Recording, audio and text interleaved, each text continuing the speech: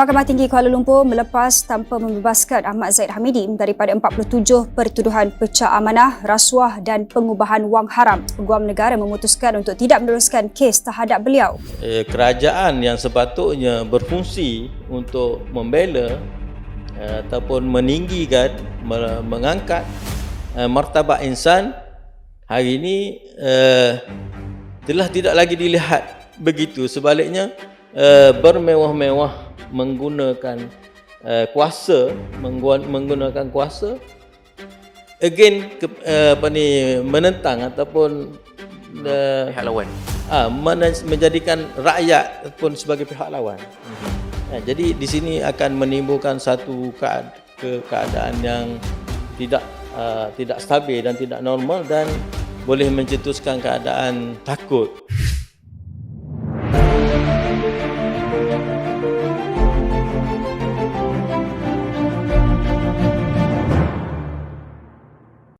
Bismillahirrahmanirrahim. Assalamualaikum warahmatullahi wabarakatuh. Waalaikumsalam. Hari ini kita sekali lagi bertemu dalam wawancara bersama Amir Isma, saya Ibrahim Azran. Pada hari ini kita akan membincangkan tentang beberapa topik yang menjadi perbualan hangat pada hari ini. Yang pertama, kita hendak membicarakan tentang perlindungan individu. Yang dimaksudkan dengan perlindungan individu ini adalah kuasa politik dan kuasa undang-undang yang ada digunakan untuk melindungi individu-individu berkepentingan, dan yang paling penting, ia dirasai tidak lagi membela kehormatan dan kemuliaan rakyat. Jadi kita nak terus mulakan bersama Al-Fadhil Ustaz Abdullah Zahid Abdul Rahman, Amir Ikatan Muslimin Malaysia. Ustaz, jadi Ustaz, pada sebelum ini kita lihat asalnya rakyat itu dianya ada hak asasi yang menjamin kemuliaan mereka. Sama ada yang menjamin kemuliaan hak asasi mereka itu adalah ahli politik ataupun pelaksana undang-undang ataupun pelaksana institusi keadilan ataupun institusi kerajaan itu, di mana rakyat merasakan kebebasan, kehormatan mereka itu dijamin oleh institusi-institusi ini. Akan tetapi satu contoh yang kita boleh lihat, kes-kes yang terbaru lah, sama ada kes Zahid Hamidi ataupun kes Bong Mokhtar, ataupun sebelum-sebelum ini kes-kes yang lain, kita tidak pergi kepada spesifik kes itu.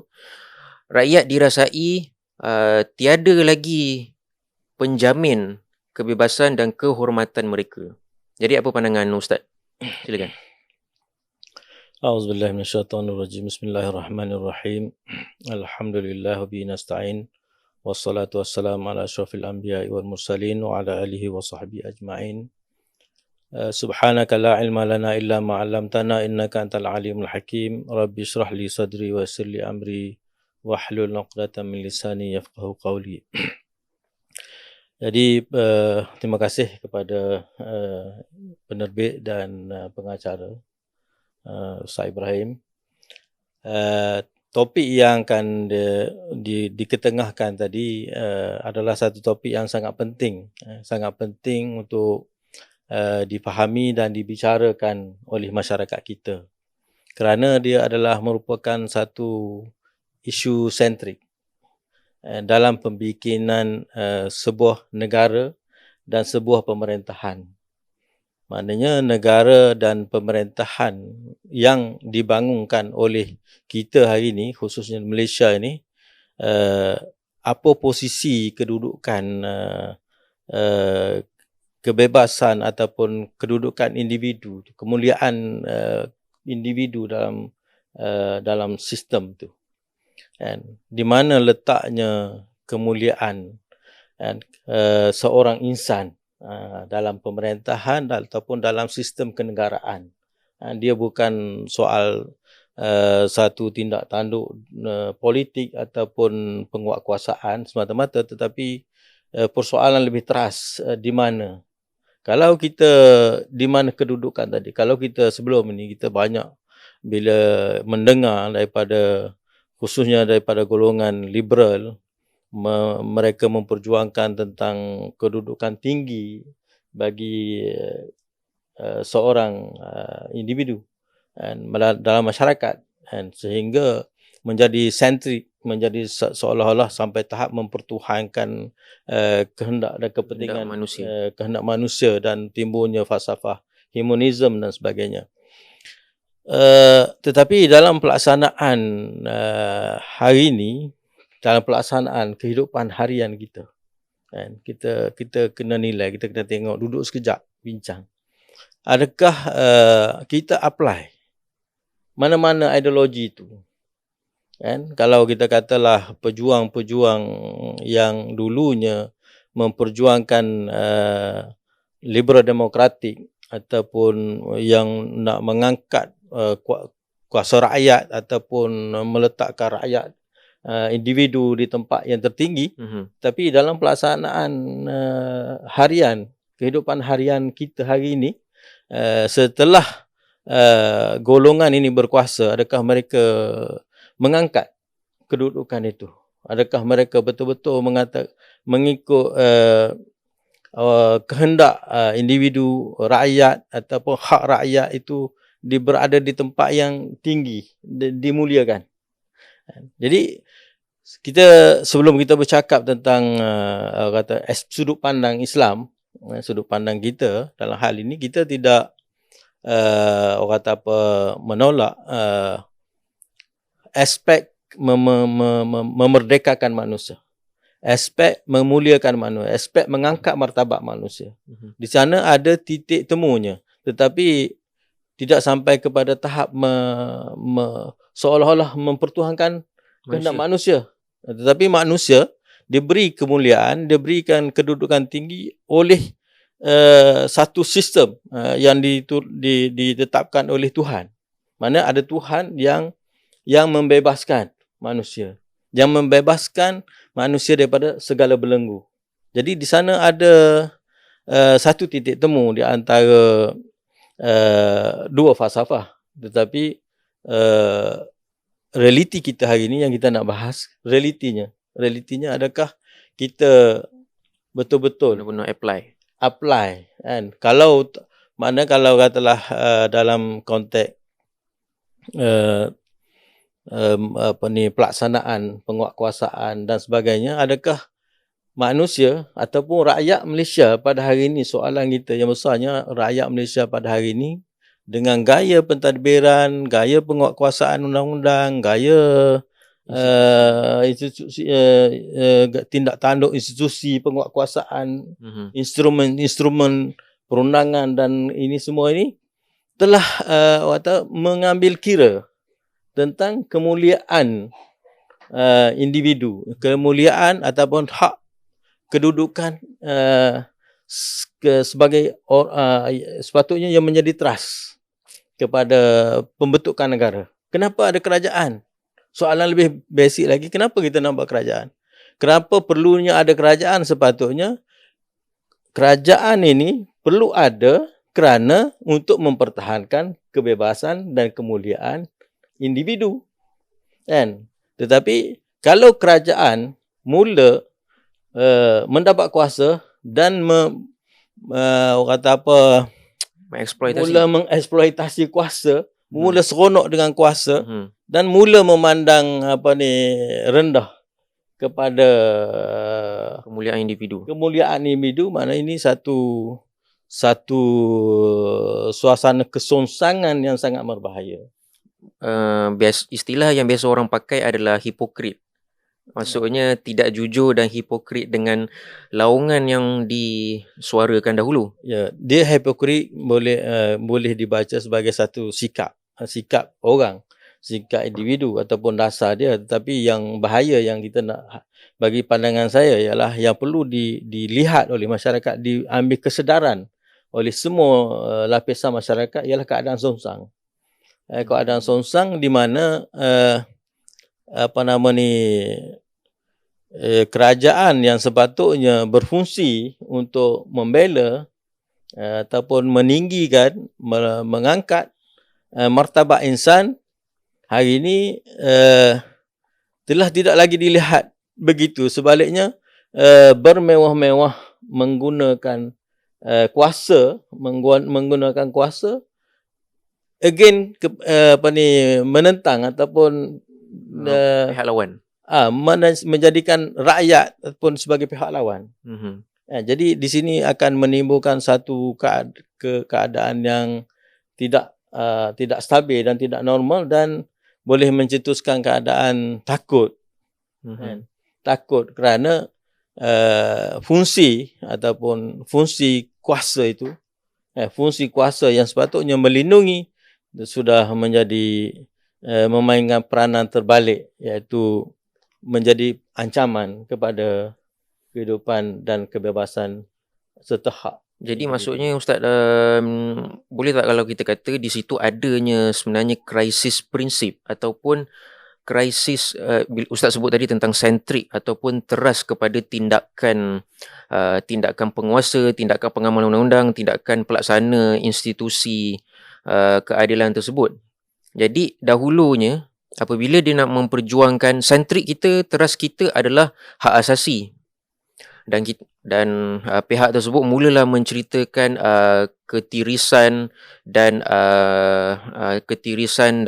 salah laku guna kuasa.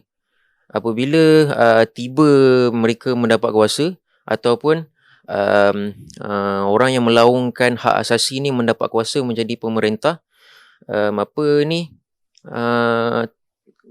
dia timbul krisis. Sama ada penguasa itu krisis kepada perjuangan yang dia bawa selama ini, dan rakyat yang menyokongnya. Rakyat pula maksudnya penyokong-penyokong tersebut ataupun rakyat-rakyat tersebut, dia hilang prinsip dan teras kepada tindakan mereka lah. Apa pandangan Ustaz? Ini masalah istilah kat sini. Masalah istilah. Kita nak istilah kepada sebagai apa? Maknanya satu suasana songsang ataupun maknanya suasana terbalik, istilahnya yang dulunya mungkar jadi ma'ruf dan dulunya ma'ruf jadi mungkar. Jadi satu orang kata apa, saya guna istilah makna satu pembunuhan nilai yang sangat ataupun mungkin genocide nilai. Mungkin boleh kita ini krisis besar sebenarnya yang tidak di-highlight ataupun tidak ditonjolkan ataupun tidak dibahas dalam wacana-wacana. Sebenarnya kita, rakyat kita, masyarakat kita, dia berdepan dengan satu kecelaruan ataupun kekeliruan yang sangat tajam. Mana tiba-tiba yang baik jadi buruk dan buruk jadi baik. Jadi dia tidak ada pegangan, tidak ada. Maknanya sepatutnya kuasa politik ataupun perundangan dan pemerintahan ni, dia apa tugas dia yang basic? Menegakkan ma'ruf dan menghalang mungkar. Mana mengatakan ma'ruf itu ma'ruf dan mungkar itu mungkar. Itu paling basic, paling mudah. Tetapi dalam sistem yang kita lalui hari ini, yang kita sedang hadapi, masyarakat kita hadapi hari ini, krisis yang sedang dihadapi oleh masyarakat kita ni ialah krisis kecelaruan nilai yang sangat-sangat dahsyat. Yang sangat dahsyat. Jadi dia tengok, ini yang rupanya yang salah tu betul. Yang betul tu rupanya salah. Dan dia tetap rasa salah, tapi yang salah itu mestilah dia terima sebagai betul. Dan benda yang dia anggap betul tu dia mesti terimanya sebagai salah. Sehingga dia terpaksa justify apa yang kesalahan-kesalahan nilai yang dia buat sebelum ini. Jadi poin kita kat sini itu kita maknanya poin kita yang asas yang kita nak highlight sini ialah kecelaruan itu. Kecelaruan yang sangat besar. Jadi bermula dengan persoalan kedudukan individu. Saya tidak nak kata kita menyokong kata apa mazhab humanism, tetapi pada certain level kita bersetuju tentang kedudukan dan kemuliaan insan. And beza kita dengan mereka ialah dari segi epistemologi, and epistemologi yang mereka bagaimana mereka memahami ataupun mendefinisikan hak individu itu, and sehingga melampau mengangkat begitu tinggi menjadikan manusia sebagai Tuhan. Tetapi kita dalam konteks kita mengangkat individu, tapi dalam konteks memerdekakan mereka daripada belenggu-belenggu sehingga mereka boleh kembali kepada fitrah dan mereka boleh berada pada landasan yang betul, menikmati apa yang sepatutnya diberikan oleh Allah Subhanahu Wa Taala pada asal kejadian mereka untuk menjadi satu makhluk yang mulia, berfungsi menjadi khalifah Allah Subhanahu Wa Taala di atas muka bumi. Jadi Ustaz, mungkin ada satu senario yang saya nak bawa kat sini. Apa-apa sahaja tindakan penguasa dari sudut undang-undang, dia dibakul sampahkan ataupun dia diketepikan oleh rakyat ataupun pejuang kebebasan itu. Sebab pada mereka yang lebih penting sekarang ni bukanlah membela, bukanlah menolak rasuah ataupun sebagainya. Yang paling penting sekarang ini adalah isu ekonomi dan pendapatan. Maksudnya tak kisahlah penguasa buat apa-apa dengan kuasa undang-undang, institusi kerajaan, asalkan rakyat boleh hidup dengan cukup makan, pendapatan, mengurangkan kemiskinan. Jadi kat situ juga Ustaz, saya nak highlightkan bahawa adakah di sana memang ada muflis ataupun betapa rendahnya penilaian hak asasi dalam kalangan pejuang-pejuang kebebasan ini. Ya, maknanya dia sebenarnya kesilapan di sana. Mana dalam meletakkan ataupun menilai hak ataupun menilai kepentingan manusia itu. Dan adakah kita melihat isu manusia ini, isu masyarakat, isu negara ini dalam konteks hubungan di antara orang kaya dengan orang miskin, isu berkaitan dengan Pendapatan, tabaqat ataupun kasta pendapatan, kasta ekonomi mengikut pendapatan.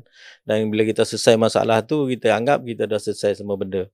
Sebenarnya itu satu pandangan yang sangat sempit, yang tidak melihat kepada isu keseluruhannya. Maknanya boleh kita katakan pandangan itu sendiri adalah pandangan yang terjajah, pandangan yang tidak merdeka dalam melihat perkara secara menyeluruh. Jadi isu berkaitan dengan masyarakat, manusia dan negara bukan berkaitan dengan ekonomi semata-mata, material. Bukan berkaitan dengan material semata-mata. Mereka ada akidah, mereka ada budaya, ada kepribadian, ada maruah, ada harga diri, ada kepentingan masa depan dan sebagainya, ada identiti. Banyak lagi perkara yang patut diambil kira dalam menilai permasalahan tarikh kemuliaan masyarakat, dan memberi tarikh kemuliaan ataupun memberi penyelesaian kepada kononnya itu adalah penyelesaian kepada keseluruhan masalah masyarakat manusia. Bagi saya itu sebenarnya satu kongkongan kerana dia melihat dalam konteks ideologi tertentu, dan ideologi tertentu mempunyai yang dianuti itu hanyalah sebagai orang kata menunaikan tanggungjawab tertentu kepada golongan elit, golongan kaya juga, untuk dia serve golongan kaya untuk mengurangkan tekanan daripada golongan-golongan yang miskin.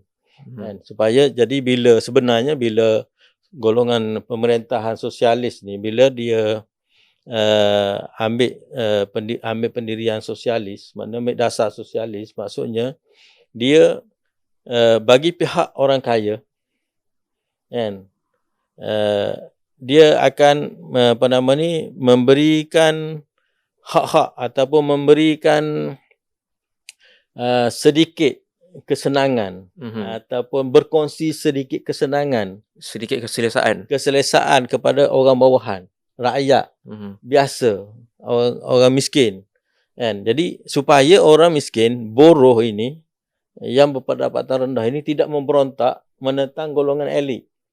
Jadi negara ini kan, sumber alamnya, kekayaannya dimonopoli oleh golongan elit kapitalis.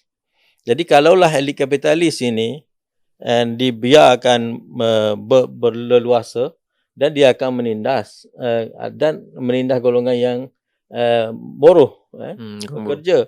Jadi bagi mengelak golongan buruh dan pekerja ini memberontak dan rasa tidak puas hati, maka mereka perlu memberikan golongan ini kemudahan-kemudahan, gaji yang setimpal, cara hidup yang selesa sikit, kan, cara hidup yang selesa dan ni supaya dia dapat mengatasi masalah yang dianggap masalah jurang di antara yang tercetus oleh kerana jurang antara orang kaya dengan orang miskin. Di situ persoalan yang fungsi dia. Jadi dia lupakan semua aspek-aspek yang lain dalam konteks kenegaraan. Kalau kita cakap dalam konteks kenegaraan Islam, mana negara Islam punya fungsi yang lebih luas lagi, lebih besar lagi, menjaga akidah, menyebarkan dakwah, menegakkan keadilan, kan, dan banyak fungsi-fungsi lain lagi yang patut diberi perhatian dan tanggungjawab. Jadi maksudnya Ustaz sebut kat situ memang ada definisi tentang kemuliaan dari sudut pandang hak asasi manusia itu sebenarnya terjajah dan berpaksikan kepada ideologi sosialis. Jadi kemuliaan untuk golongan kelas bawahan, kelas ekonomi bawahan ni adalah dengan memberikan sedikit keselesaan dari sudut material mereka agar mereka tidak memberontak melawan golongan-golongan elit kapitalis inilah. Ya, sebenarnya dia bukan memperjuangkan kemuliaan pun, tetapi menggunakan istilah mencuri istilah kononnya mengangkat martabat insan, karamatul insan, bla bla bla bla bla. Sebenarnya tak ada karamatul insan pun. Dia sekadar nak memuaskan hati ataupun meredakan kemarahan orang bawahan, takut berlaku ketidakstabilan politik kononnya. Tidak stabil, mana melihat orang kaya kan, orang sebenarnya yang pemodal, yang elit kapitalis ni, dia pendapatan dia berganda-ganda, duit tak habis. Orang yang bawahan ni gaji dia sikit-sikit je, kan, tak setanding dengan kerja yang dia orang buat kerja. Lalah yang dapat untung banyak nak. Ini krisis lama, tidak ada kena-mengena dengan karamah insan, hak asasi bla bla pun. Tetapi dengan mafhum yang sebenar, tetapi digunakan isu-isu itu, digunakan istilah itu, kononnya mereka memperjuangkan sebenarnya tak ada istilah kalau nak cari ke kemuliaan ataupun istilah mengangkat kemuliaan insan melalui cara itu, sebenarnya dia tak sampai kepada maksud mengangkat martabat dan kemuliaan insan yang sebenarnya sebagaimana sepatutnya. Bahkan lebih teruk kita boleh katakan dia sebenarnya bukanlah mengangkat kemuliaan, dia menjatuhkan martabat manusia ke kehinaan. Yalah, itulah sebenarnya maknanya kalau istilah kita selalu sebut melalui kita punya approach, Islam punya approach, kita bila kita sebut mengangkat martabat insan itu, kita maknanya memberikan mereka kehidupan yang baik. Dalam istilah syarak, dalam istilah Quran Sunnah, dia namakan hayatan thayyibah, kehidupan yang baik, dan dibandingkan dengan satu lagi istilah ma'isyatan dongka. Ma'isyah ni maknanya memenuhi kehendak-kehendak lazim kehidupan biasa, makan, minum, seks dan rumah. Itu 5 perkara asas yang dianggap sebagai hak asasi itu, dan sebenarnya itu dalam istilah Quran dia hanya sebut sebagai ma'isyah. Ma'isyah ni macam binatang, binatang pun perlu kandang, perlu makan, perlu minum, perlu nasal, membiak, kan, dan itu adalah ma'isyah. Jadi istilah syarak sebagai ma'isyah, kehidupan lazim harian mengikut level yang tak ada beza sangat dengan haiwan. Tapi dalam istilah kita, apa yang kita nak bila kita bercakap tentang mengangkat martabat insan, memuliakan insan, ialah memberikan mereka merasai nikmat kehidupan, yang nikmat kehidupan yang thayyibah, kan, yang boleh kita kata berkualiti, tapi perkataan thayyibah lebih luas, lebih cantik, lebih indah daripada istilah berkualiti ataupun lain-lain yang dipakai oleh yang digunakan sekarang dalam wacana-wacana dan perbincangan. Jadi Ustaz, mungkin soalan terakhir untuk topik ini Ustaz. Apakah sebenarnya yang tinggal, jaminan yang tinggal yang ada sekarang ini, nak berharap pada siapa untuk menjamin kehormatan dan hak kehormatan kemuliaan rakyat tu Ustaz? Ya, akhir sekali balik pada rakyat lah. Sebab itu kita bercakap sekarang ni kepada masyarakat, bercakap pada rakyat supaya dia faham. Sekarang ni kita semua orang kena tipu, semua orang kena kelentong. Maknanya minda dia dah dirosakkan. Pemikiran ni telah dirosakkan, minda dah dirosakkan. Benda yang baik dianggap buruk, benda yang buruk dianggap baik. Jadi selagi mana kita tak betul, maknanya pemikiran masyarakat tu tidak betul, tak faham apa yang maksud sebenar yang kita nak, yang sepatutnya mereka perjuangkan dan mereka pertahankan, maka mereka akan kekal dalam keadaan yang ada sekarang. Jadi malangnya bagi kita sekarang ini ialah kekeliruan itu maknanya memperjuangkan kemuliaan tu sendiri hilang terus, kan, tidak ada. Jadi bukan pada level cacat ataupun tidak sempurna, tetapi kita bincang daripada awal tadi, kita tanya mana perginya. Soalannya mana perginya isu itu. Kalau katalah kita, mungkinlah kalau kita pun tak setuju, kalau benarlah perkara ini dilaksanakan oleh pejuang-pejuang hak asasi manusia dulunya, kita pun mungkin tumpang gembira, kerana sedikit sebanyak kita berdapat mungkin merasai ruang kebebasan dan hak yang dihormati. Tetapi hari ini oleh kerana masyarakat ni tak faham, jadi dia punya orientasi politik kita ni hanya pergi mengundi, tu tak ada apa-apa dah. Lepas pada tu dia tak faham apa dah lepas pada tu. Jadi akhirnya inilah kesan dia. Kan, kesannya bila dia dah pergi mengundi, kawan tu dah menang, dah berkuasa, dia buat apa saja, dan orang yang mengundi ni dah tak ada posisi dah dalam menentukan bagaimana keadaan selepas daripada hala tuju, lepas daripada dia tidak ada menang. Dia tidak boleh nak posisikan kemuliaan dia. Sebab dia tidak memahami. Maknanya sebab kalau dia faham, orang yang menang itu akan fikir, dulu aku janji macam ni, dulu aku cakap nak buat macam ni. Kalau aku tak buat, nanti pengundi aku lari, tak sokong. Jadi pengundi kita ni bukan berada pada level itu. Maknanya dia lepas menang, tipu pun sokong lagi. Lepas menang tak buat apa yang dijanji pun sokong lagi. Jadi level pemikiran masyarakat kita, kan, walaupun kita kata kita tak setuju dengan dia, tapi kalau dia buat apa yang dia nak cakap pun kita dah kata boleh pakai dah. Tapi masalah kita begitu. Maknanya kalau katalah kita nak selesaikan masalah ni jangka panjang, kita kena terus memahamkan masyarakat kita bahawa fungsi politik mereka, peranan politik mereka bukan berhenti pada pergi pangkah mengundi, tetapi mengawal kerajaan itu supaya melaksanakan mengotakan apa yang dikata, menunaikan janji dan melaksanakan falsafah perjuangan yang mereka perjuangkan bersama, kan? Jadi itu krisis besar yang sedang kita hadapi pada hari ini yang agak menyeluruh dan sangat berbahaya. Jadi Allah alam. Baik, terima kasih Ustaz.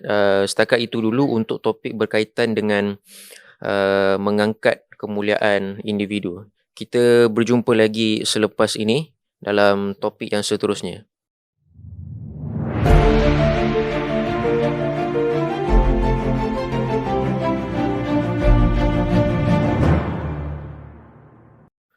Bertemu kita kembali dalam wawancara bersama Amir Isma. Tadi kita bercerita tentang kemuliaan rakyat itu tidak ada jaminan, dan bahkan definisi kemuliaan itu sudah menjadi terbalik lah. Tetapi untuk topik yang kedua ini sebenarnya kita lebih kepada nak menceritakan tentang rasa aman dan tenteram itu diancam. Rasa aman dalam diri rakyat itu diancam kerana institusi keadilan ataupun institusi kerajaan, penguatkuasaan sudah berlaku campur tangan dan tercemar. Jadi kita kembali semula kepada Al-Fadhil Ustaz Abdul Razak. Mungkin masih lagi dalam contoh yang sama. Kuasa politik itu ataupun institusi keadilan yang dilaksanakan sama ada dikuasai oleh orang politik yang menang dalam pilihan raya ataupun penjawat awam yang melaksanakan institusi keadilan tersebut berlaku interfere dan campur tangan, menyebabkan rakyat itu sendiri rasa tidak secure, terancam keselamatan mereka. Mungkin example yang kita bawakan ataupun example yang terdekat sekarang ni adalah jenayah dalam kalangan Kuala Putih. Belum lagi sebenarnya kita melihat kepada jenayah-jenayah yang lain lah. Maksudnya jenayah dari sudut sosial dan sebagainya. Silakan Ustaz. Bismillahirrahmanirrahim. Sekali lagi Assalamualaikum warahmatullahi wabarakatuh. Waalaikumsalam. Topik yang kedua ni, tajuk yang kedua ni ialah berkaitan dengan satu yang popular lah, juga diperkatakan dan agung-agungkan ataupun dislogankan, negara hukum ataupun istilahnya rule of law. Dan dia sebenarnya berkaitan dengan satu persoalan besar di sini, ialah persoalan keadilan. Bagaimana keadilan itu kesannya kepada kesejahteraan hidup masyarakat dalam kehidupan bermasyarakat. Jadi pentingnya satu-satu pemerintahan itu melaksanakan rule of law ataupun menjamin ataupun memperlihatkan ataupun mengangkat martabat sistem keadilan dalam negara itu.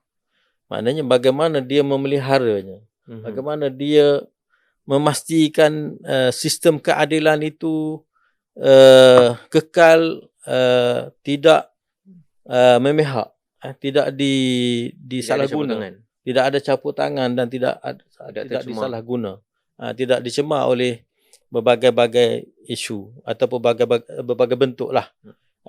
Dan kata poin kat sini, isu penting kat sini pada akhir-akhir inilah. Dan bahkan benda ni selalu berlaku dalam sejarah pun, bukanlah persoalan baru, tetapi ini satu persoalan yang sangat penting. Dan sukar sekali untuk ataupun persoalan sangat kritikal lah untuk dinilai sepanjang pengalaman pemerintahan yang silih berganti yang dilalui oleh pemerintahan bertukar ganti dan sebagainya ni, sejauh mana kerajaan-kerajaan ini, pemerintah ini bila dia berkuasa, dia boleh memelihara aspek ini. Aspek kedaulatan undang-undang, aspek Kesejahteraan. kedaulatan undang-undang. Maknanya tidak ada satu bentuk campur tangan dalam sistem keadilan. And jadi kesan dia apa? Bila sering berlaku, bila berlakunya orang kata apa, dalam satu-satu fasa pemerintahan itu campur tangan ataupun ketidaktelusan dalam pelaksanaan undang-undang ataupun menggunakan instrumen kerajaan, instrumen penguatkuasaan dilihat tidak telus ataupun tunduk kepada kehendak pihak-pihak tertentu dan sebagainya, maka dia akan menyebabkan masyarakat merasa kehilangan rasa aman dalam diri masyarakat. Hilang rasa aman dalam diri masyarakat. Maknanya kita dalam bila negara itu stabil, sistem politiknya stabil dan sistem perundangannya stabil, rakyat akan rasa aman kerana dia akan rasa terbela. Hak dia akan terbela. Kan?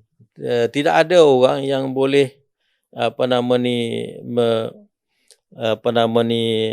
mengganggu dia ataupun mengambil hak dia tanpa dibela. Kan? Tanpa dapat pembelaan yang sewajarnya. Kan? Tapi kalaulah sistem keadilan ini tidak dapat mempamerkan satu keadaan yang ketelusan yang terbaik, yang tinggi, maka rakyat akan rasa diri dia kalaulah berlaku satu kes melibatkan diri dia, macam mana dia boleh dapat pasti bahawa dia akan dapat pembelaan. Kan? Sebab pada pandangan dia, dalam keadaan yang tercemar tadi, kan, pihak berkuasa, mana-mana pihak berkuasa boleh digerakkan oleh mana-mana pihak, kan, untuk melakukan siasatan. Pihak polis ke, pihak mana-mana pihak berkuasa boleh digerakkan untuk melakukan tindakan. Ambil apa-apa tindakan dan sebagainya. Jadi bila keadaan itu wujud dan berlaku dan setengah-setengah negara juga, contohnya hakim, mahkamah pun boleh diinterfere masuk. Maknanya kalau itu memihak kepada pihak pemerintah boleh dilepas. Mungkin sekarang ni kalau yang tidak lebih memihak kepada pemerintah boleh tidak dilepas, boleh dikena. Jadi ini memberi image orang kata yang mencalar ke ketelusan ataupun mencalar kebebasan sistem keadilan. Jadi keadaan ini kita tengok tindakan-tindakan orang politik ni, pemerintah ni tidak cermat. Tidak sampai cermat. Sehingga kepercayaan ini semakin hari semakin terhakis. Bila kepercayaan kepada sistem ini, keadilan ini terhakis, maka selama masa yang sama, kebimbangan meningkat. Kepercayaan kepada sistem ini terhakis, kebimbangan meningkat. Kerana seorang itu boleh sahaja, kan, dia tidak terbela. Maknanya kalau orang bagi bawahan bagi rasuah RM30 kena 2 tahun penjara. Kalau orang atasan bagi rasuah 3-4 juta boleh lepas. Betul tak? Jadi sistem ini poin yang saya nak fokus di sini ialah bagaimana sistem ini memberi kesan keadaan pertikaian ataupun persepsi negatif kepada sistem ini and boleh membawa implikasi buruk kepada rasa aman dalam diri rakyat. Itu yang patut diberi perhatian oleh pemimpin-pemimpin negara kita. And mereka yang berkuasa dan mereka yang bertarung dalam kuasa, mereka kena faham perkara ini dan pastikan tidak ada campur tangan dan persepsi negatif terhadap sistem keadilan ini terus dapat dipelihara. Mungkin bila menyebut tentang ukuran kepada aman, keselamatan, kesejahteraan ataupun rasa tenteram itu boleh diukur dengan kestabilan awam. Maksud saya adalah tidak ada sesiapa yang memberontak ataupun tidak ada demonstrasi di jalanan, maka itu adalah ukuran kepada kestabilan. Jadi apa pandangan Ustaz? Dia ini yang sangat bahaya sebenarnya. Kita cuba memadamkan perasaan takut ini, ketidaktenteraman ini, rasa risau ini dengan cara menekan. Menekan dan memberi mengenakan tindakan undang-undang. Pada certain level boleh buat, tetapi pada level yang lebih teruk orang akan melanggar undang-undang. Bila hilang kepercayaan ini pada tahap yang lebih serius, dia akan langgar undang-undang kerana dia tidak lagi percaya kepada sistem. Jadi mengekalkan sistem rule of law ini berada pada tahap dihormati secara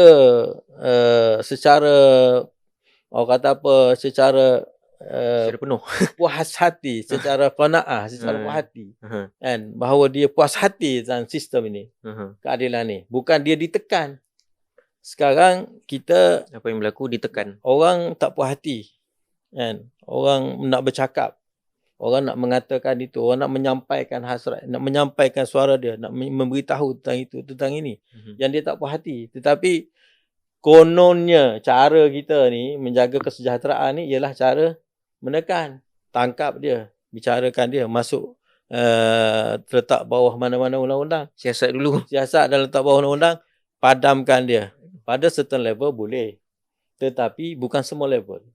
Bila keadaan rasa tidak yakin, kan, pada perundangan ini, kan, mana itu menjamin kehidupan, kesejahteraan dia, masa depan dia, hak-hak dia tidak dapat digugat oleh siapa pun, di waktu itu kita akan dapat memberikan kepuasan aman pada diri rakyat.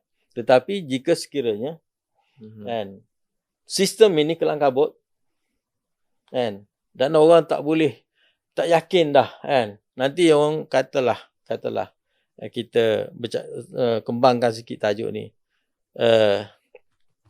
Saya orang Melayu. Saya nak mengamalkan budaya saya dan agama saya. Dan saya faham agama Islam lebih luas daripada lebih luas daripada fardu ain. Tapi dia juga adalah fardu kifayah. Mana fardu kifayah ni maksudnya kita melaksanakan dasar-dasar Islam dalam sistem pemerintahan negara. Kan, dasar-dasar Islam dalam sistem dan benda itu ada dalam peruntukan perlembagaan. Jadi kita nak benda tu terjamin. Tiba-tiba benda ni dicabar. Tak boleh. Contoh mudah, Hadis 40. Tak mencabar siapa-siapa pun, contoh. Tak boleh, dihalang.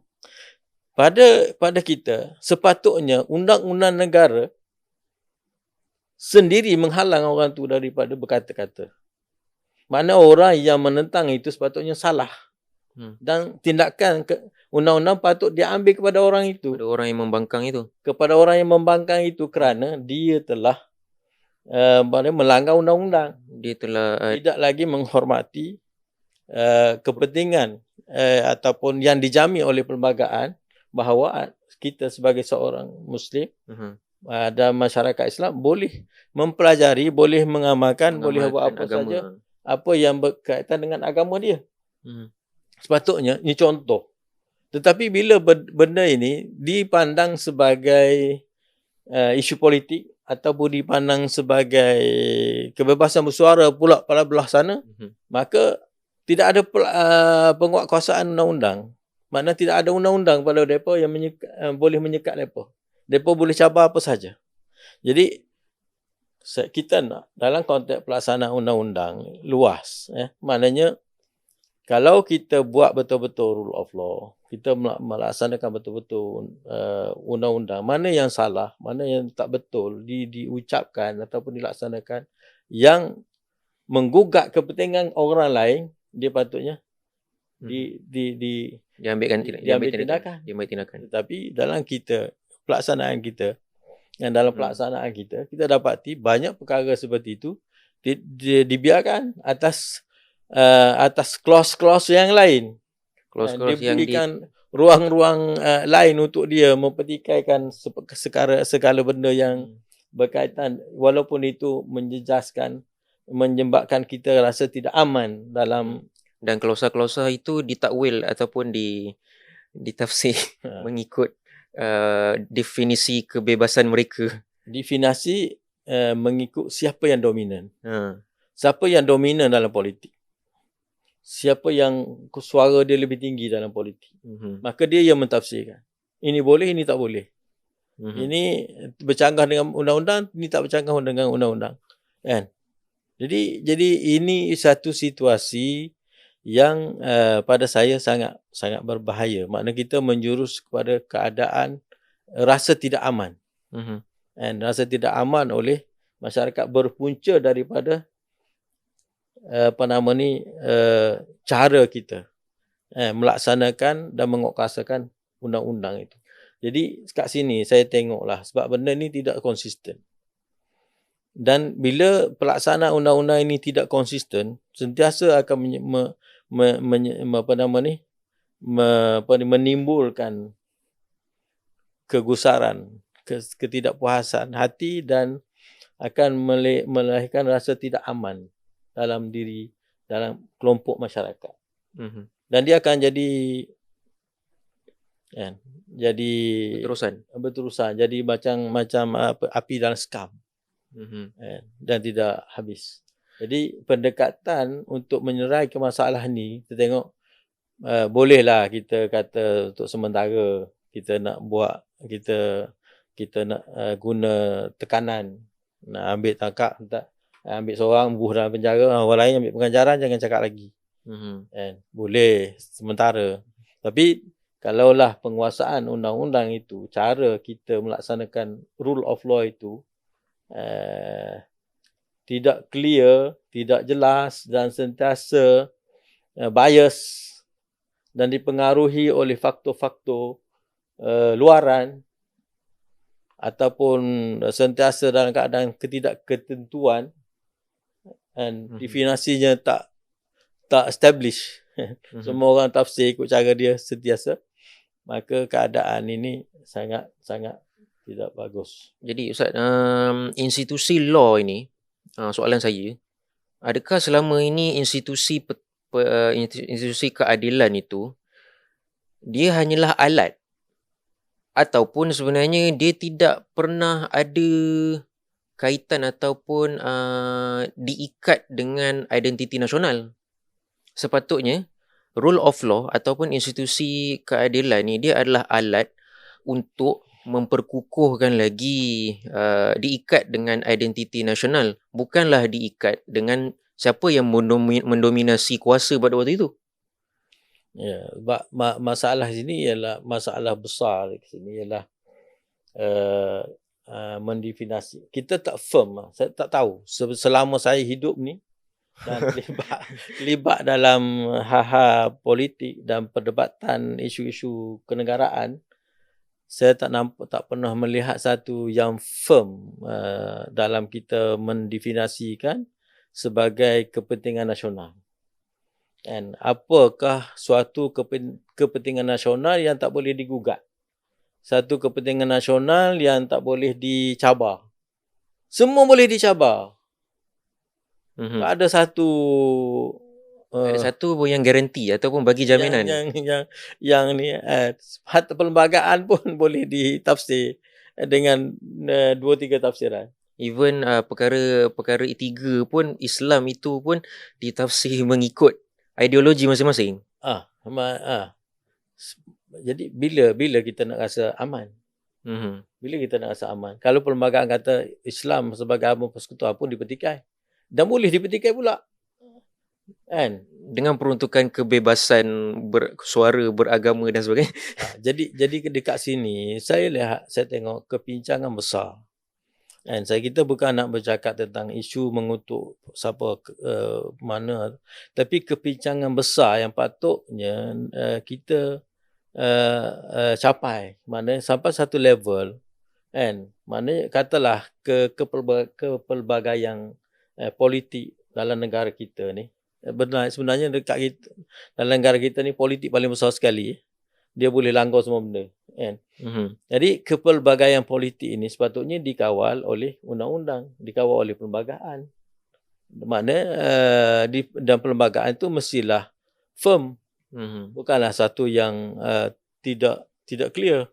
Maksudnya kalau negara Islam dan beridentiti Melayu dan Islam, kenapa Malaysia boleh diperjuangkan dan diangkat? Adakah tidak ada apa-apa tindakan terhadap, kenapa dia boleh cabar perlembagaan negara? Kan? Jadi bila bagaimana orang Islam akan merasa aman bahawa negara ini bahawa masa depan mereka dalam negara mereka ini akan selamat? Bila dia akan rasa? Sampai bila-bila tak rasa. Jadi ini soalan besar, sebab itu saya rasa ini persoalan yang sangat mana pada level perlembagaan, pada level pelaksanaan undang-undang, pada level institusi kehakiman, pada level penguatkuasaan. Saya tengok dalam pengalaman yang ada ni adalah membawa satu persoalan yang tidak sudah, and yang walaupun kita dah merdeka 66 tahun, tapi pahat tu kata benda yang asah pun masih berbunyi. Rumah belum siap.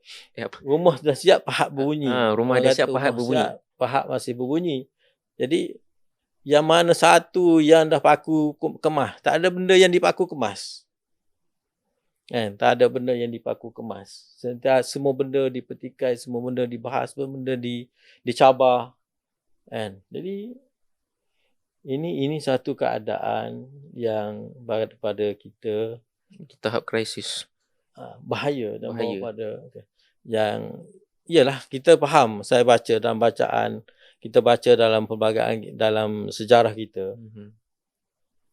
Kita tak pakai pendekatan itu, tapi lebih menjurus kepada pendekatan menggunakan ISA. Tapi maknanya orang tu dikekang begitu. Tapi dia tidak ada maksudnya dia tak perlu mengasimilasi dalam sistem. Dia tak perlu menerima perundangan itu. Maknanya kekangan itu hanya boleh berlaku sifat sementara dengan pelaksanaan contohnya ISA dan sebagainya, dalam bentuk kekangan, dalam bentuk penekanan tekanan undang-undang saja.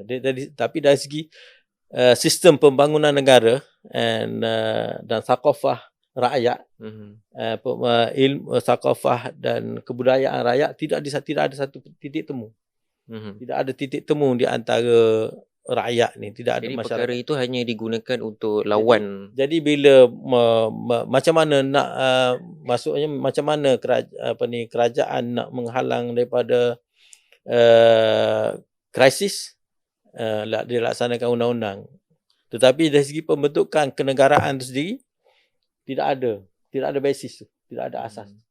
Kan? Pendidikan ada dua, semua sistem hidup berbeza-beza. And ada parti dalam negara ini masih hubungan dengan parti luar, negara asal mereka, dan macam-macam ideologi yang datang dari luar dan sebagainya. Tidak ada maknanya satu Polisi dasar. kepentingan nasional yang disepakati. Sepatutnya semua pihak ini berjuang untuk satu kepentingan nasional. Tetapi mereka tidak begitu. Tak ada. Ini semua parti, kita tak menolak kepelbagaian parti, tetapi sepatutnya kepelbagaian parti menjurus ke arah mengangkat satu kepentingan nasional yang disepakati bersama. Ini kepentingan negara kita Malaysia. Negara kita Malaysia begini, mesti jadi begini. Dan kepentingannya negara ini begini. Kan? Semua orang angkat. Kan? Tapi tidak begitu. Masing-masing dengan dia punya kepentingan nak ambil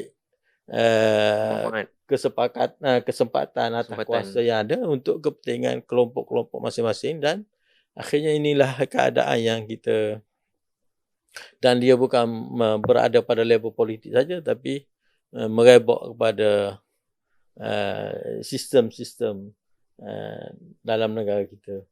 Okay, baik, kat situ maksudnya kita boleh dapat satu urgensi ataupun merasakan satu ancaman bahaya lah dalam keadaan tidak ada satu kepentingan yang disepakati bersama. Masing-masing pihak boleh mengambil manfaat atau mengambil kesempatan daripada tiang seri sebenarnya yang boleh disepakati tetapi dia dieksploitasi. Kita akan bersambung lagi selepas ni Ustaz dalam topik yang ketiga. Terima kasih.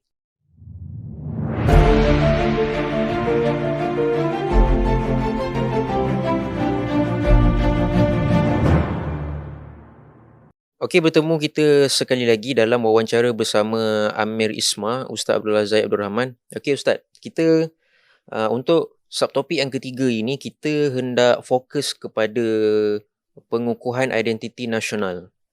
Sepatutnya Melayu dan Islam itu adalah identiti nasional yang disepakati oleh semua pihak untuk membentuk konsep kenegaraan negara Malaysia ini, Ustaz. Jadi sistem-sistem yang ada yang dilaksanakan dalam Malaysia ini, sama ada sistem perundangan, sistem politik, sistem pendidikan dan sebagainya, sistem itu perlu digunakan untuk mengukuhkan identiti Melayu Islam ataupun identiti nasional itu. Akan tetapi sekarang ini Ustaz, sistem-sistem itu digunakan oleh pihak-pihak yang berkepentingan, dan pihak-pihak itu dan pihak-pihak yang polarise itu, sama ada polarisasi dari sudut kepentingan, polarisasi dari sudut ideologi kenegaraan, polarisasi dari sudut ekonomi, kaum dan sebagainya. Jadi berlaku pertembungan ataupun berkecamuk polarisasi itu, polarisasi pihak tersebut menggunakan sistem sedia ada, sistem pendidikan, sistem politik, sistem perundangan, untuk menentukan siapa yang lebih dominan dalam polarisasi tersebut. Bukanlah untuk mengukuhkan identiti Melayu Islam yang sepatutnya disepakati bersama. Apa pandangan Ustaz? Okey, bismillahirrahmanirrahim. Assalamualaikum warahmatullahi wabarakatuh. Sekali lagi kita bertemu dengan tajuk yang sedikit baru, iaitu berkenaan dengan identiti nasional ataupun kepentingan nasional.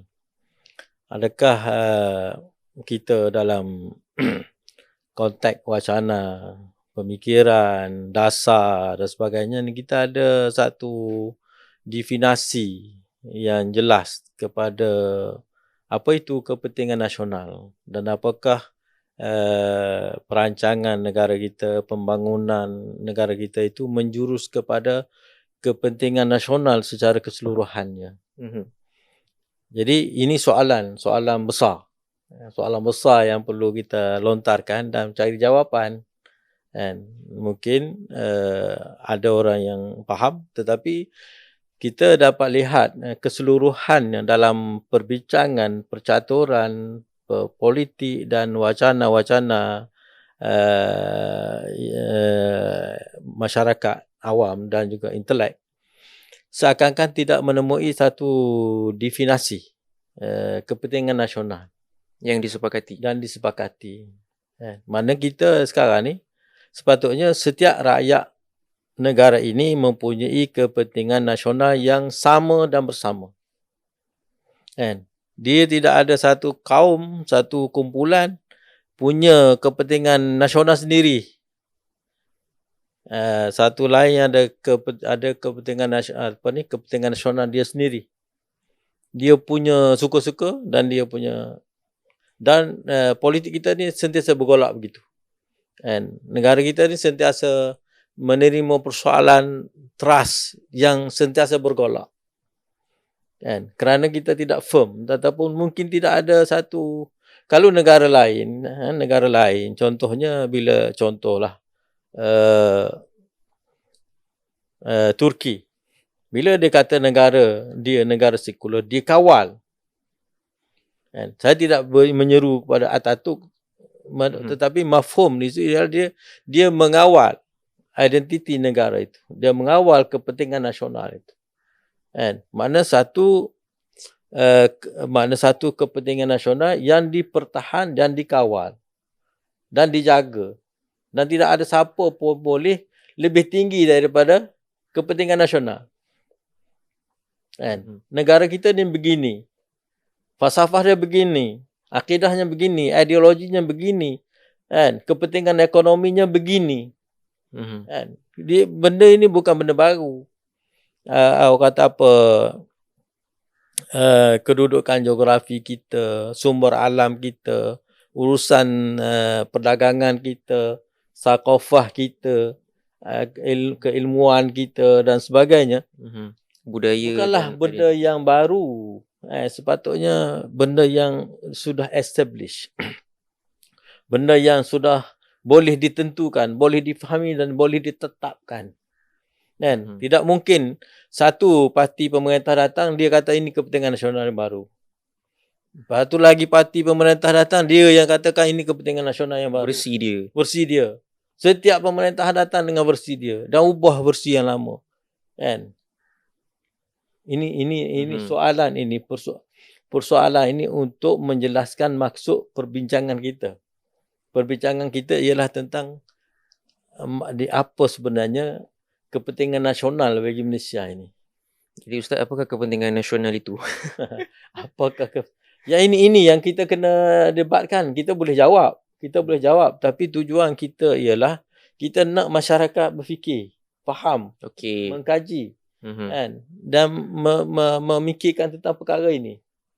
Yang menjadi bahan perbalahan kita dan perpecahan kita dan menyebabkan polarisasi ini sebenarnya kerana perkara ini tidak ada. Tidak ada boleh dipertahankan. Maknanya tidak ada satu kumpulan lebih tinggi daripada perlembagaan. Tidak ada satu kumpulan yang lebih besar, dia rasa lebih besar daripada sistem yang ada. Dia rasa sistem ni tak sesuai dengan dia. Orang lain menceroboh, kena hukum menceroboh. Dia menceroboh, dia dapat sokongan, mesti diiktiraf sebagai rasmi. Contoh. Oleh kerana dia rasa diri dia besar pada, dia set diri dia besar daripada undang-undang negara. Dia pun ada konsep kenegaraan dia sendiri. Dia sendiri. Jadi dia kalau orang kata apa, yang duduk di bawah satu sistem, duduk dalam pemerintah yang ada sistem secara formal, norma biasa ni, dia akan tunduk. Dia telah merasa dia telah menceroboh dan dia bersalah. Lalu dia pun menerima dihukum kerana dia bersalah. Tapi kalau dia duduk di luar, dia di luar undang-undang, dia bertindak di luar. Maknanya dia bukan datang daripada sistem tu, dia pergi menceroboh tanah, berapa puluh ribu hektar. Dia pun dapat kewarganegaraan. Dia kata resmi dan dia harus diberi kewarganegaraan dia. Dia establish. Jadi undang-undang pula kena recognize dia, kena iktiraf dia. Jadi dia ada, maknanya di sana ada satu negara kita sekarang ni membenarkan Ada satu kelompok, Memang ada benar. satu orang, satu golongan Mem- yang dirinya lebih tinggi daripada Mhm. perlembagaan negara, lebih tinggi daripada perundangan negara. Dia kalau negara ni macam boleh jual ataupun dia open, terbuka kepada sesiapa sahaja. Jadi ini soalan kita, adakah itu yang kita nak? Adakah itu kita sedar tak itu masalah besar kita? Itu soalan dia. Kita sedar tak itu masalah besar kita? Ya. Kan? Sekarang ni kalau orang Buddha, ada parti Buddha menyeru ke arah Buddha, kalau dia menang memerintah, dia akan kata negara ini negara Buddha. Maka itu sah lah. Sah, Itu sah. boleh. Boleh. Tapi apa yang berlaku sekarang ini adalah Contoh yang orang sama. lain. Itu contoh yang sama, yang ekstrim lah. Yang ekstrim. Itu contoh kata yang Malaysia.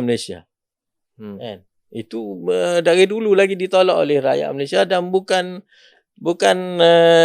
dasar yang diterima oleh negara ini. Ya. Tapi dia boleh memerintah, boleh laksanakan dasar dia. Boleh bercakap dan ada orang terima. Ada boleh diterima. Jadi mana kita ni? Kita mana apa itu kita tak bercakap lagi tentang aspek-aspek lain yang lebih detail tentang kepentingan nasional. Kita bercakap tentang isu paling paksi sekali ialah isu identiti. Identiti. Maknanya adakah semua sepatutnya tunduk di bawah identiti itu, kerana kepentingan nasional kepada negara ini ialah dia mesti jadi negara yang beridentitikan Islam dan Melayu. Itulah sejarah dia.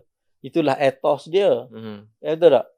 Jadi sepatutnya kita tak keluar daripada itu. Siapa nak datang sini, duduk sini, jadi warga negara di sini, tidak merubah identiti negara ini. Dia tak boleh nak cabar identiti negara ini. Sepatutnya identiti negara ini dipertahankan oleh undang-undang, dipertahankan oleh sistem. Tapi bila dia tidak dipertahankan dan tidak ada seolah-olah, bila dia boleh dicabar, bila-bila masa oleh sesiapa sahaja, seolah dia tidak dipertahankan. Betul tak? Betul. Jadi certain level, kita berdepan, dan kita akan terus berdepan dengan masalah ni. Kan? Jadi Ustaz sekarang ni maksudnya di situ wujud polarisasi pihak berkepentingan. Polarisasi kepentingan sama ada kepentingan kaum tertentu ataupun kepentingan parti tertentu. Poin kat sini bukan kepentingan. Maknanya poin kat sini ialah ada golongan, ada orang yang boleh berada di atas undang-undang. Lebih tinggi daripada perlembagaan, boleh lebih tinggi daripada undang-undang. Dia boleh. Kan? Dia boleh hidup dalam negara Malaysia aman damai, tapi dia berada lebih tinggi daripada undang-undang. Kan? Dan orang-orang tu bukanlah daripada kalangan majoriti rakyat ni. Tak kisahlah apa nama ni, tapi yang pentingnya kita dia berada dalam sistem perundangan negara ataupun tidak. Kan? Contoh sekolah vernikular. Kan? Apa sebab sekolah vernikular ni diteruskan? Dan semua parti nak seolah-olah menyokong.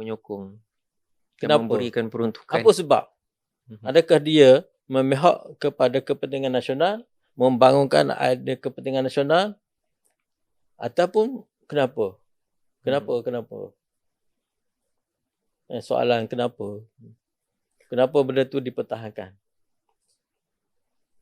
Ya. Apa faedah dia kepada kepentingan nasional? Soalan dia. Jadi maksudnya jawapannya memang tidak lah. Maksudnya kewujudan sekolah vernakular itu pun tidak mengukuhkan kepentingan nasional. Sekarang ni soalan kita yang tambahan dia ialah mana lebih bahaya? Keadaan ini ke ataupun 3R? Kalau saya baca 3R, ialah boleh jadi 3R ni boleh jadi disalahguna. Itu kita boleh terima, tak ada masalah, boleh. Tetapi 3R dalam banyak hal dia adalah menyokong identiti nasional. 3R adalah teras kepada identiti nasional. 3R adalah teras kepada kepentingan nasional. Dan dia tidak kontradik dengan perlembagaan. Dan sepatutnya orang yang salah ialah orang yang mencabar 3R. Kan? Orang yang bercanggah dengan mencabar 3R. Bukan orang yang memperjuangkan 3R. Sepatutnya setiap pihak berlumba-lumba untuk memperjuangkan 3R. Sepatutnya 3R adalah menjadi teras penting pada pembinaan kepentingan nasional kita. Kerana dia akan mengukuhkan identiti nasional kita. Kan? Jadi ini satu isu yang kita tengok mana satu yang patut diberi perhatian. Kan? Dalam konteks kita nak mengukuhkan kepentingan nasional. Dalam kita nak mengukuhkan identiti nasional kita. Kita nak bangunkan Malaysia ni sebuah negara kuat, maju, berdaulat, bla bla bla bla bla. Kita mengambil langkah yang macam mana? Betul ke langkah kita? Dasar-dasar yang kita ambil tu. Kadang kita jadi keliru. Ini benda-benda yang menjadi keliru dalam situasi yang ada hari ni. Kan? Ini kita nak negara Islam. Negara umat Islam. Orang Melayu Islam adalah identiti negara. Tapi kalau bercakap pasal agama Islam, rasa terancam, lagi kena tindakan. Jadi macam mana? Maknanya apa sebenarnya dia terbalik kat situ. Apa sebenarnya sedang berlaku dalam kita punya soalan. Jadi adakah, saya tak pastilah macam mana kita kaedah mengambil ataupun menangani isu tu. Kan? Jadi sehingga kita menjadikan isu 3R sebagai ancaman. Siapa saja yang bercakap tentang 3R, dia mengancam. Ancaman. Sedangkan ada lagi bagi saya yang lebih mengancam. Contohnya tadi sistem yang ada, yang kelompok manusia yang menganggap yang tidak duduk dalam sistem kerangka kenegaraan kan? Kerangka identiti nasional kita. Betul tak? Kan? Ada lagi orang yang duduk berpuluh tahun jadi ahli parlimen, cakap bahasa Melayu tak boleh. Itu patut kesalahan. Tapi dianggap normal. Ya. Macam mana tu pemikiran kita, politik kita. Kita segala-galanya ditentukan oleh orang yang memerintah. Maknanya parti yang memerintah. Parti memerintah kata salah, dialah yang mentafsir segala-galanya. Mentafsir perlembagaan, mentafsirkan undang-undang, mentafsirkan itu dan ini. Dan sebenarnya kepentingan masyarakat dan masa depan kita tidak bergantung kepada pentafsiran parti-parti itu. Dan mana ada sebenarnya negara yang stabil. Negara yang stabil macam Amerika dan mana yang dasar-dasarnya ditentukan oleh parti pemerintah. Parti pemerintah semata-mata. Parti pemerintah datang mesti mengikut flow yang sistem yang sedia ada. Kan? Dan sistem negara itu dikawal, dipertahankan. Kan? Dan dia tak boleh mengubah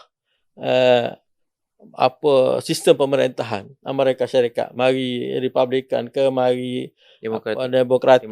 Adakah boleh dia kata okey dia nak hari ni nak buat pemerintahan Amerika ni lain daripada ni?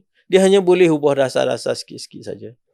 Kan? Dia boleh ubah dasar Timur Tengah, dasar dengan Afrika, dasar dengan Laut Cina Selatan dan sebagainya, kesesuaian mengikut strategi yang ada. Tapi dasar dia tentang Timur Tengah dah ada. Dasar dia tentang Laut Cina Selatan dah ada. Kan? Dasar dia dengan Afrika dah ada. Kan? Dia mengurus deal dengan isu semasa sahaja. Berdepan dengan isu tu. Tapi kita tak ada. Kan? Kita macam mana? Semua boleh. Kan? Semua boleh. Jadi dan ikut perubahan pemerintahan. Tak ada satu yang contohlah pembangunan industri. Adakah kedudukan pembangunan industri ini satu kepentingan nasional? Ya, maksudnya kalau betul pada level mana kita daripada zaman Tun Mahathir sampai sekarang, kita dah sampai level mana? Kita dah berkuasai industri teknologi, itu pun kita masih beri torik dengan dasar-dasar baru, anjal lagi cantik, lebih mampan, tak apa benda tu. Dan kan dari segi pelaksanaan tak ada apa. Apa benda dasar penguasaan industri dan teknologi. Contoh dalam maritim, kuasa maritim kita. Kita bukan baru hal maritim. Kan zaman Melaka dulu dan sebelum-sebelum itu pun kita memang menguasai maritim, sebab kita negara maritim. Tapi apa dasar kita tentang pembangunan, tentang konflik sempadan tersebut, menguasai dasar maritim kita sehingga kita menguasai sempadan laut dan kepentingan kita di laut. Hari ini kepentingan ekonomi di laut kita dicabar setiap hari. Dan jadi, konflik itu tidak diselesaikan. Tidak ada dasar yang tetap, yang seolah-olahnya tidak terbangun daripada dasar yang saling mengukuh sama ada kerajaan mana pun datang akan mengukuhkan dasar tersebut, sebab dia adalah kepentingan nasional, bukan kepentingan parti yang memerintah. Kan? Tapi bila kita datang dengan parti, lepas tu tiba-tiba pula datang parti memerintah hak tak berapa cerdik pula, menteri-menteri hak tak berapa pandai pula, lagi hancur. Rosak dasar-dasar yang dah ada pun, yang dah ada yang molek pun jadi rosak, kerana menteri yang baru datang tu tak reti. Kan? Jadi negara kita ni jauh untuk stabil, jauh untuk selagi berada dalam keadaan persoalan-persoalan basic dan asas ini tidak diselesaikan, dikawal, dipertahankan dan ditentukan dengan sistem yang kukuh, yang tidak boleh dipetikai ataupun tidak boleh diubah-ubah sesuka hati oleh sesiapa yang datang dan pergi. Itu masalah besar yang kita sedang hadapi sekarang ni. Contohnya kalau sekarang ni pemerintahan baru pula, dulu dia lah masalah dia istilah kata punggah kekayaan negara, bla bla bla, rasuah dan sebagainya, tu masalah pula. Satu masalah menteri baru pula tak apa faham, tak apa reti pula. Jadi negara kita berada pada tahap yang macam tu. Cakaplah nak anjakkan tak ke mana pun, tapi oleh kerana sistem ini tidak stabil, tidak establish dan tak tetap, tidak mantap, tidak dipertahankan, maka dia terdedah kepada sentiasa makna ancaman tu bukan daripada luar, tapi ancaman tu daripada dalam diri negara ni sendiri, yang menyebabkan dia tak boleh berkembang maju. Berretorik boleh, tapi untuk betul-betul berkembang dan membangunkan dasar yang lebih baik akan menjadi sentiasa orang kata apa, ancaman ataupun terancam oleh perubahan-perubahan. Okey, baik. Maksudnya kita boleh tengok kat situ, daripada nak mempertahankan identiti nasional ini, tidak ada siapa yang boleh kukuh dan pertahankan. Maka apa-apa sahaja orang keluar dan masuk,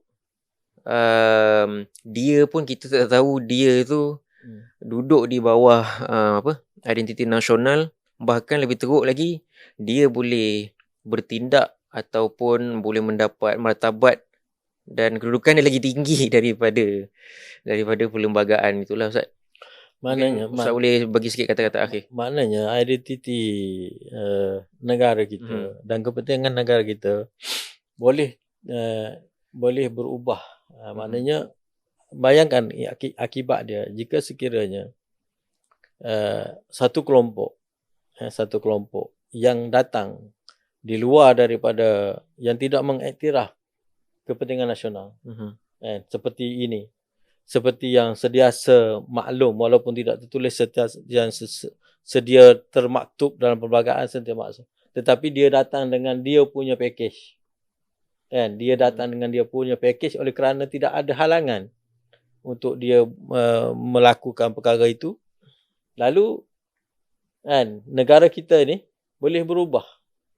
Boleh berubah dan struktur masyarakat pun berubah, gaya pentadbiran pun berubah, struktur sosial pun boleh berubah mengikut gaya, mengikut kepentingan kelompok tersebut. baru yang akan datang untuk memerintah negara kita.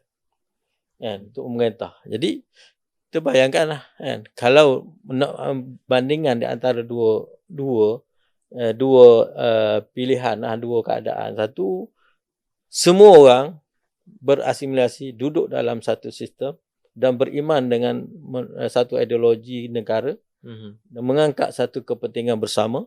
Dengan satu lagi, kelompok-kelompok dalam masyarakat yang ada ini yang bertarung secara sah di dalam politik, kan, tetapi membawa agenda-agenda sendiri. Dia tak perlu bersembunyi. Tak perlu bersembunyi, bawa agenda sendiri dan akhirnya memerintah negara menafikan yang sedia ada, maknanya memijak sistem ataupun kepentingan nasional yang sedia ada dan membina satu naratif baru kepada negara dan kepentingan nasional mengikut apa yang ni. Maknanya mana satu yang lebih bahaya ataupun apa yang kita nak, apa yang kita patut fikir, yang kita patut harapkan. Kan? Adakah membiarkan ni ataupun kita mengukuhkan satu identiti nasional dan membentuk satu kuasa nasional yang satu, ataupun membiarkan situasi ini terbuka, membiarkan terbuka seluas-luasnya dan pertarungan polarisasi ini berlaku secara tak ada kawalan. Siapa saja menang dan dia boleh memaksakan agenda dia, kehendak dia kepada negara. Dan semua orang kena tunduk dan ikut. Sebab sistem kita sekarang ni dasar ditafsirkan oleh pemerintah. Jadi kalau dia memerintah, dia akan tafsirkan perlembagaan, tafsirkan undang-undang dan sebagainya. Salah pada dia, salahlah kita. Kan? Kalau waktu tu dia kata identiti nasional kita ialah pluralisme agama ataupun multiracial ataupun Malaysia mengangkat agenda Melayu adalah jenayah ekstrim. Anda kena tangkap lah. Boleh tangkap lah anda. Jadi keadaan tu terlalu terbuka dan tidak ada siapa yang kontrol. Kita nak yang mana soalan dia? Soalan dia. Kita nak yang macam mana? Adakah keadaan ini yang sedang berlaku ini kita nampak menjurus kepada yang lebih baik, maslahah kepada negara kita, ataupun keadaan yang sepatutnya, iaitu kita membangunkan identiti nasional dan kepentingan nasional secara sebagaimana yang sepatutnya yang ada sekarang dan dikukuhkan dan dipertahankan, dan semua orang yang masuk dalam negara ini mesti jadi sebahagian daripada negara ini dan menjunjung benda yang sama. Kan? Menjunjung identiti yang sama. Yang tu yang kita nak ke, ataupun satu lagi yang sedang berlaku sekarang. Kan? Jadi poin ini yang bahaya yang kita kata mengancam masyarakat masa depan kita ni 3R ke ataupun situasi itu. Itu soalan dia. Saya rasa mungkin sesetengah pihak ataupun majoriti orang Melayu dia tahu dia nak yang mana. Maksudnya dia nak keadaan yang ada kawalan tersebut. Tetapi situasi itu apabila kita tanya soalan yang sama kepada kelompok yang lain, dia pun sendiri ustaz, dia susah nak jawab. Maksudnya sama ada dia susah nak jawab sebab dia sudah terikat dengan kehendak orang lain, ataupun sebenarnya dia pun tak merasakan keadaan open, keadaan terbuka tanpa kawalan itu bahaya untuk diri dia. Dia dalam konteks ni mana kita boleh faham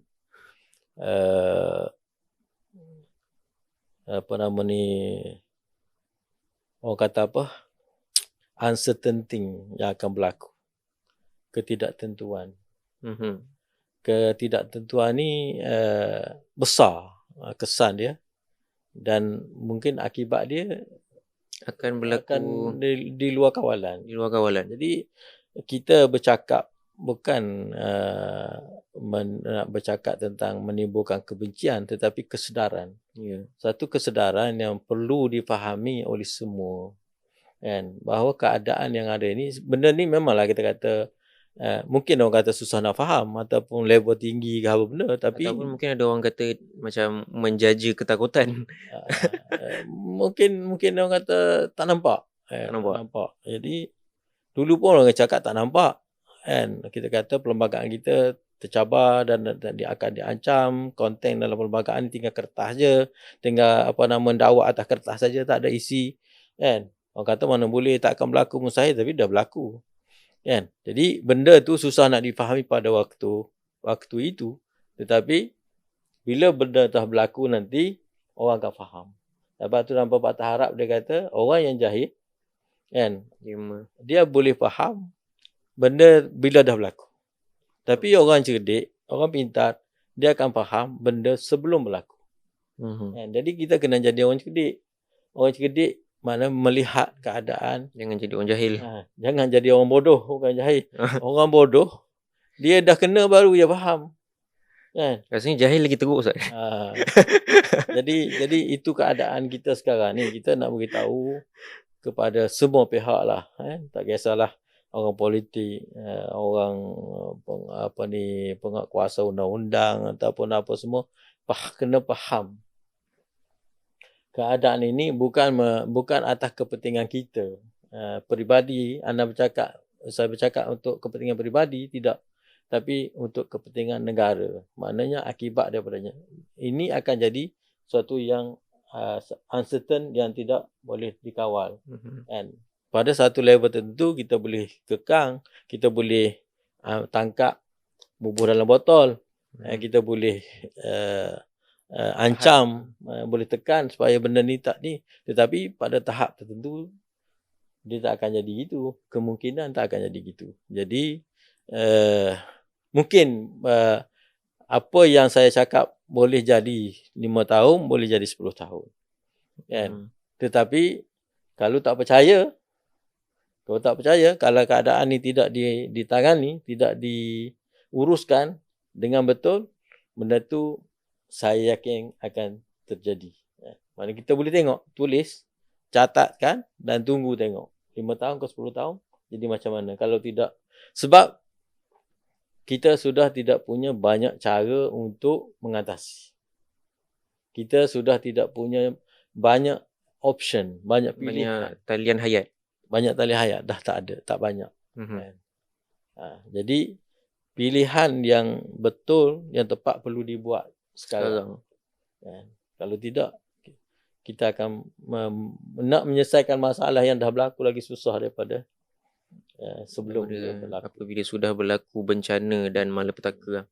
Jadi ke akhir sekali perkataannya, kita kena definisikan kepentingan nasional berdasar kepada sejarah negara kita, dan dia punya geografi, dia punya penduduk dan sebagainya, dibuat satu yang establish, yang satu yang tak boleh dicabar oleh semua, dan semua orang kena duduk dalam sistem.